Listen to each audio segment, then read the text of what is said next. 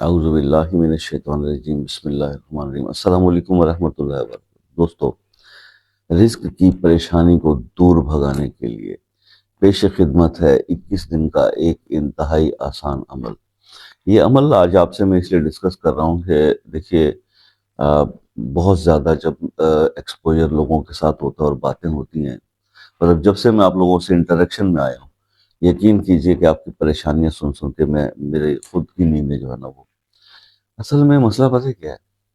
آپ لوگ جس طرح کی پریشانیوں کا اظہار اپنا گفتگو میں مسائل بتاتے ہوئے کسی بھی میرے جیسے بندے کو جب بتاتے ہیں، اور جو اس وقت آپ کی کنڈیشن ہوتی ہے، میں مان نہیں سکتا کہ اگر آپ اسی کنڈیشن میں اللہ کے سامنے سجدے میں سر رکھ کے یا قبلہ رخ ہو کر نماز کی حالت میں، نماز کے بعد آپ اس طرح سے اگر التجائے مصلی پہ کر لیں اور اپنے دکھ کا اس طرح سے اظہار تکلیف کا رو رو کر آپ کر لیں، تو آپ کو کسی میرے جیسے بندے کے سامنے آپ کو اس طرح سے نہیں کہنا پڑے گا۔ پرابلم یہ ہے کہ ہمیں لوگوں پہ، دنیا داروں پہ، دنیا کے اسباب پہ ہمارا ٹرسٹ زیادہ ہے، اور اللہ تعالیٰ کی ذات پہ ہمارا توکل جو ہے نا، وہ نہیں رہا معذرت کے ساتھ۔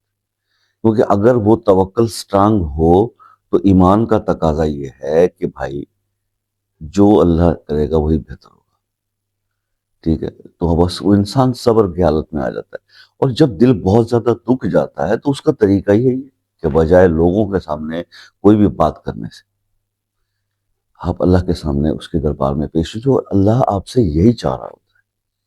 بس اتنا سا کام کرنے کی دیر ہوتی ہے اور آپ کی جو پرابلمس ہیں وہ سالو ہونا شروع ہو جاتے ہیں۔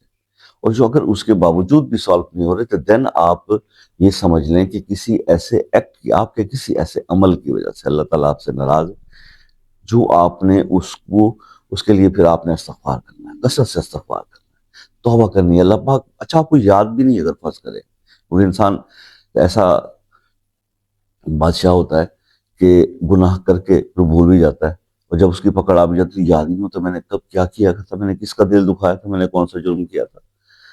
تو بات یہ ہے کہ پھر یاد نہ بھی ہو تو اللہ سے یوں توبہ کر لیا کہ اللہ پاک ایسا کوئی خطا یا گناہ جو مجھے یاد بھی نہیں، اس کی بھی مجھے معافی عطا فرما دیجیے۔ اللہ معاف فرما دیں گے اور آپ کے دکھ ٹلنے شروع ہو جائیں گے، ٹھیک ہے جی؟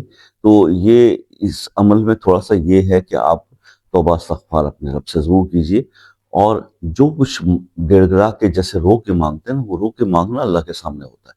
تو اس پہ تھوڑا آپ پریکٹس کیجیے اور اس پہ عمل کرنے کی کوشش کیجیے۔ کرنا صرف آپ نے یہ ہے کہ جناب عشاء کی نماز کے بعد آپ نے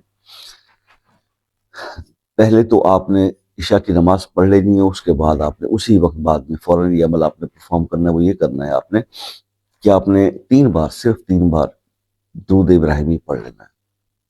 اس کے بعد آپ نے 70 ٹائمز سورہ اخلاص پڑھنی۔ سورہ اخلاص کہتے ہیں بسم اللہ الرحمن الرحیم، قل هو اللہ احد اللہ الصمد لم یلد ولم یولد ولم یکن له کفوا احد۔ اس لیے یہ پڑھ دی کہ اکثر میرے بھائیوں کو اخلاص کا بھی نہیں پتہ، کیونکہ اخلاص دل میں ہوتا نہیں۔ تو بہرحال اس کے بعد آپ نے 70 بار سورہ کوثر پڑھنی ہے، اور اس کے بعد 70 بار اللہ کا نام یا غنی ہو، یا غنی ہو، یا غنی، اس کو آپ نے پڑھنا ہے، اور اس کے بعد پھر درود ابراہیم پڑھنا ہے۔ بس یہ عمل اسی طرح سے آپ نے کرتے رہنا ہے، اور 21 دن یہ عمل پرفارم کرنا ہے انشاءاللہ۔ After 21 days you will feel a big relief۔ آپ مطلب فزیکل آپ کو نظر آئے گا یہ بہت بڑا ریلیف اللہ پاک نے آپ کو رزق کے معاملے میں دیا ہے، اور وہ پریشانی جو ہے وہ آپ کی وہ رہی ہی نہیں، اللہ پاک نے دور کر دی۔ اس عمل کو آپ ضرور کیجیے گا۔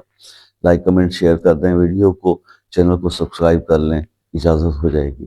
اور خصوصی دعاؤں میں شامل ہونے کے لیے اپنا کوئی بھی پرابلم ہو وہ کمنٹس میں لکھ دیجیے اپنے نام کے ساتھ، انشاءاللہ آپ کے لیے دعا کریں گے۔ اور باقی یہ رہی بات کہ میں تو آپ کو ہمیشہ دعائیں دیتا ہی رہتا ہوں، آپ سے بھی دعاؤں کی درخواست رہتی ہے۔ زندگی رہی تو نیکسٹ ویڈیو میں آپ سے ملاقات ہوگی، تب تک کے لیے اپنے بھائی کو اجازت دیجیے، دعاؤں میں یاد رکھیے۔ اللہ حافظ۔